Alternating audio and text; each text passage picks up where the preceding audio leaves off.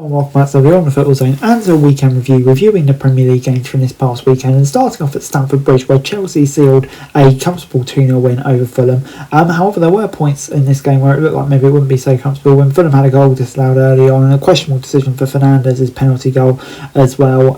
It was João Pedro just before half-time that gave them the lead, but Chelsea, on the balance of play, you'd say they were a better side, a game which they felt like they should have won and in the end did get the win, so they'll be very pleased with that. But Fulham, I do think they have reasons to kind of feel hard done by. Moving on into Wolves 2, Everton 3 at Molineux, and it was Beto who gave Everton the lead before Chan made it 1-1, Ndiaye made it 2-1 and Keenan Dewsbury Hall made it 3-1 before Gomez made it 2-3 10 minutes ago, but in the end Everton held on. I think Everton created the better chance in this one. Wolves maybe had a bit more of the game in terms of possession, shots, etc, but I thought Everton created the better chances. Jack Grealish really looking on top form since returning, and it's a good win for Everton, but I think it's fair to say deep concerns persist for Wolves. Moving on then to a bit of a shock result at the Tottenham Hotspur Stadium. Tottenham 0, AFC Bournemouth 1. Van Anderson in the 5th minute gave Bournemouth the lead, and from there on in, Bournemouth I would say were the better team here, but quite considerably really, and fully deserving of their win.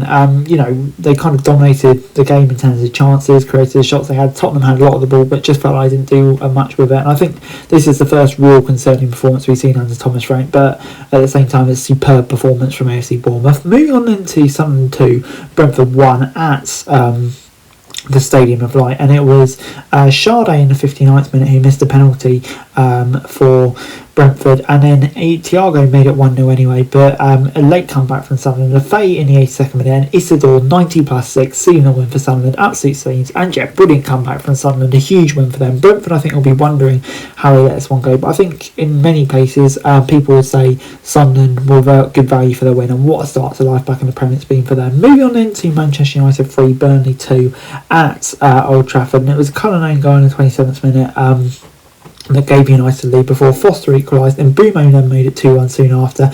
Anthony not long after that made it 2-2, but in the 97th minute with the pressure on Ruben Amorim, his captain Bruno Fernandes slurred up and scored a penalty to give United the win. And no doubt about it, United deserve the win. I think it's just such a huge boost for them to get the win. Burnley will be disappointed. I think they would have seen a chance, but weren't really at their best here. Moving on into Newcastle, who were held 0-0 by Leeds United at Ellen Road, and a disappointing result for Newcastle, this has to be said, and I think many people could argue that Leeds were probably even the better side here, which it's disappointing, frustrating for Leeds, for Newcastle, but it looks like Isak's going to go, so it'd be interesting to see who they get in on deadline day, but it's clear a lot of work still to be done there. But for Leeds, I think this is a really promising performance for them.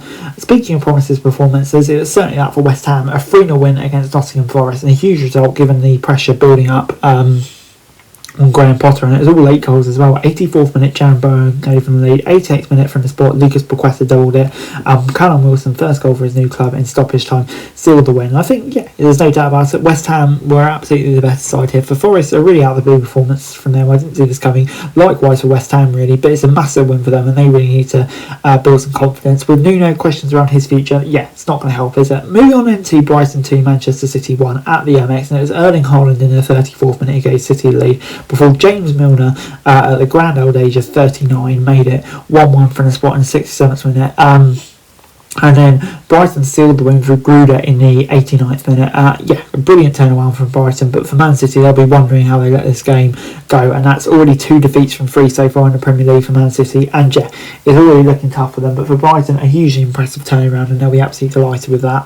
For Liverpool, they overcame title rivals Arsenal with a 1-0 win, and it took a moment of magic in the 83rd minute from Szoboszlai. It wasn't a great game in all fairness, not a lot really to split the two sides, but it was just that moment of magic from Szoboszlai, and you wonder how important that could be come the end of the season. It's a huge moment for them, but for Arsenal, they'll be absolutely devastated. I think questions will persist all the time now, so it's going to be an interesting one how they bounce back from that. But for Liverpool, it does feel like first blood for them in the title race.